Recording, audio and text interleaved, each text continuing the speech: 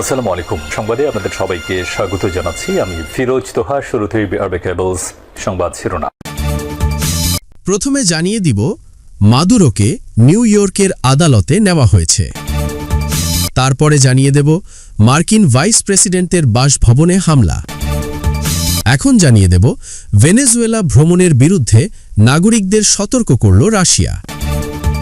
এবং সর্বশেষ জানিয়ে দেব, ইরানের সঙ্গে আলোচনায় আগ্রহী বলে ইঙ্গিত দিয়েছে যুক্তরাষ্ট্র।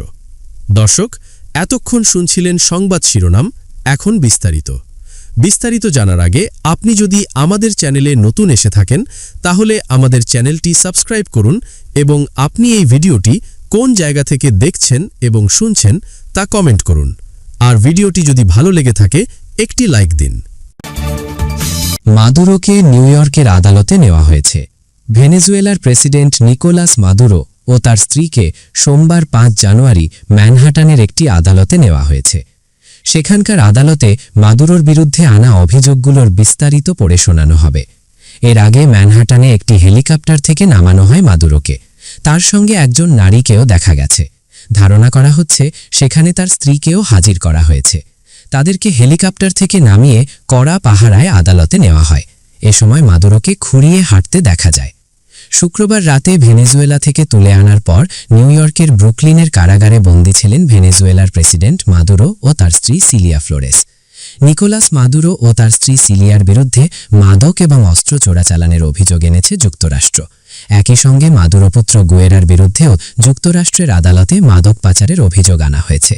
ভেনেজুয়েলার পার্লামেন্ট সদস্য গুয়েরা নিকোলাসিতো বা রাজপুত্র নামেও পরিচিত বলে মামলায় উল্লেখ করা হয়েছে। মার্কিন ভাইস প্রেসিডেন্টের বাসভবনে হামলা।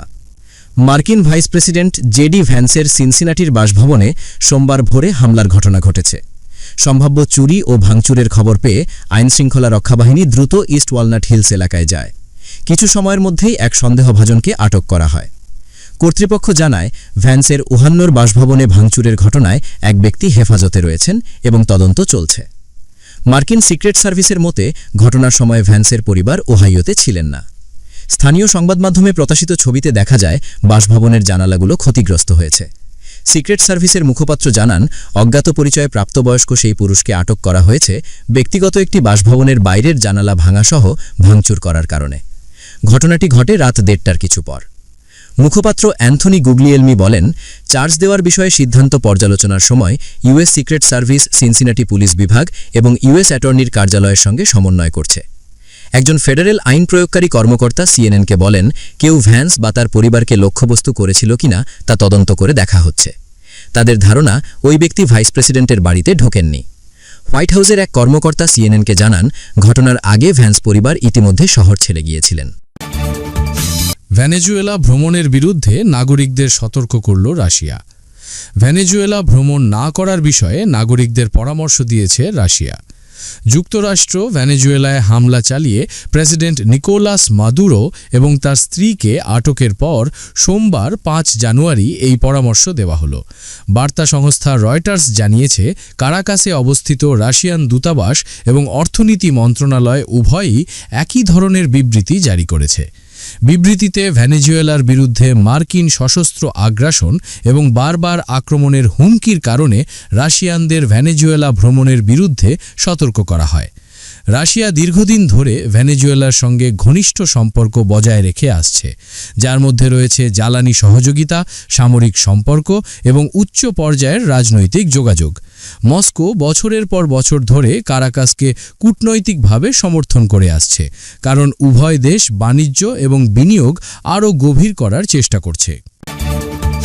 ইরানের সঙ্গে আলোচনায় আগ্রহী বলে ইঙ্গিত দিয়েছে যুক্তরাষ্ট্র।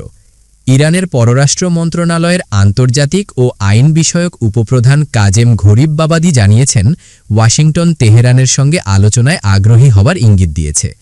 তিনি বলেন, আলোচনার জন্য মার্কিন যুক্তরাষ্ট্রের বার্তা পাওয়া যাচ্ছে। তবে ঘরিববাবাদি স্পষ্ট করে বলেছেন, তাৎক্ষণিকভাবে একটি নিছক বৈঠকের ব্যবস্থা করা যেতে পারে। যদি আমরা ফলাফলমুখী আলোচনা চাই তাহলে প্রয়োজনীয় শর্তাবলী পূরণ করতে হবে। ঘরিববাবাদি সাম্প্রতিক ১২ দিনের সংঘাতের প্রভাবের ওপর জোর দিয়ে বলেন, এটি ইসরায়েলের অজেয়তার মিথ ভেঙে দিয়েছে এবং ইরানের শক্তিশালী কূটনৈতিক অবস্থানের ওপর জোর দিয়েছে। তিনি জনসাধারণকে আশ্বস্ত করেন ইরান দ্বিধা ছাড়াই কূটনীতির জন্য যে কোনো সুযোগ গ্রহণ করবে।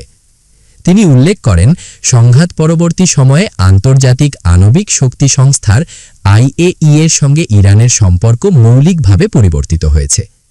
তিনি আরও বলেন কূটনীতি এখনও শেষ পর্যায়ে পৌঁছেনি, কিন্তু যুদ্ধের সময় আলোচনা মানে ডিকটেশন এবং আত্মসমর্থন। 2025 সালের 13 জুন ওয়াশিংটন এবং তেহরানের মধ্যে পারমাণবিক আলোচনার প্রক্রিয়া চলাকালীন ইসরায়েল ইরানের বিরুদ্ধে একটি স্পষ্ট এবং বিনা উস্কানিতে আগ্রাসন শুরু করে। ইসরায়েলি আক্রমণের ফলে 12 দিনের যুদ্ধ শুরু হয়, যার ফলে দেশটিতে কমপক্ষে 1064 জন নিহত হয়। তাদের মধ্যে সামরিক কমান্ডার, পারমাণবিক বিজ্ঞানী এবং সাধারণ বেসামরিক নাগরিকও ছিলেন। আন্তর্জাতিক আইন লঙ্ঘন করে 3টি ইরানি পারমাণবিক স্থাপনায় বোমা হামলা চালিয়ে যুক্তরাষ্ট্র যুদ্ধে প্রবেশ করে। জবাবে ইরানি সশস্ত্র বাহিনী দখলকৃত অঞ্চল জুড়ে ইসরায়েল কৌশলগত স্থানগুলোর পাশাপাশি পশ্চিম এশিয়ার বৃহত্তম আমেরিকান সামরিক ঘাঁটি কাতারের আল উদেইদে মিসাইল ছোড়ে। 24 জুন ইরান ইসরায়েলি সরকার এবং যুক্তরাষ্ট্র উভয়ের বিরুদ্ধে প্রতিশোধমূলক অভিযানের মাধ্যমে সংঘাত বন্ধ করতে সক্ষম হয়। ভেনেজুয়েলা উত্তেজনায় সতর্ক উত্তর কোরিয়া। ভেনেজুয়েলাকে ঘিরে যুক্তরাষ্ট্রের সঙ্গে বাড়তে থাকা বৈশ্বিক উত্তেজনার মধ্যেই অত্যাধুনিক হাইপারসোনিক ক্ষেপণাস্ত্রের পরীক্ষা চালিয়েছে উত্তর কোরিয়া। দেশটির নেতা কিম জং উন এই ক্ষেপণাস্ত্র উৎক্ষেপণ পরীক্ষা তদারকি করেন বলে জানিয়েছে রাষ্ট্রীয় গণমাধ্যম। পরীক্ষাটির উদ্দেশ্য ছিল পিয়ংইয়ংয়ের পরমাণু বাহিনীকে যুদ্ধের জন্য আরও প্রস্তুত করা। রাষ্ট্রীয় বার্তায় বলা হয়েছে, সাম্প্রতিক ভূরাজনৈতিক সংকট এই পরীক্ষাকে আরও তাৎপর্যপূর্ণ করে তুলেছে। এতে স্পষ্টভাবে ইঙ্গিত করা হয়েছে সপ্তাহান্তে ভেনেজুয়েলায় যুক্তরাষ্ট্রের সামরিক অভিযানের দিকে। খবর বার্তা সংস্থা AFP জানায়, দক্ষিণ কোরিয়া ও জাপান রোববার জানিয়েছে যে তারা পিয়ংইয়ংয়ের কাছাকাছি এলাকা থেকে 2টি ব্যালিস্টিক ক্ষেপণাস্ত্র উৎক্ষেপণ শনাক্ত করেছে। এটি চলতি বছরে উত্তর কোরিয়ার প্রথম ক্ষেপণাস্ত্র পরীক্ষা। দক্ষিণ কোরিয়ার প্রেসিডেন্ট লি জে মিয় বেইজিং সফরে যাওয়ার কয়েক ঘণ্টা আগেই এই পরীক্ষা চালানো হয়। তিনি আশা প্রকাশ করেন চীন উত্তর কোরিয়ার ওপর প্রভাব খাটিয়ে সিউল পিয়ংইয়ং সম্পর্ক উন্নয়নে ভূমিকা রাখবে।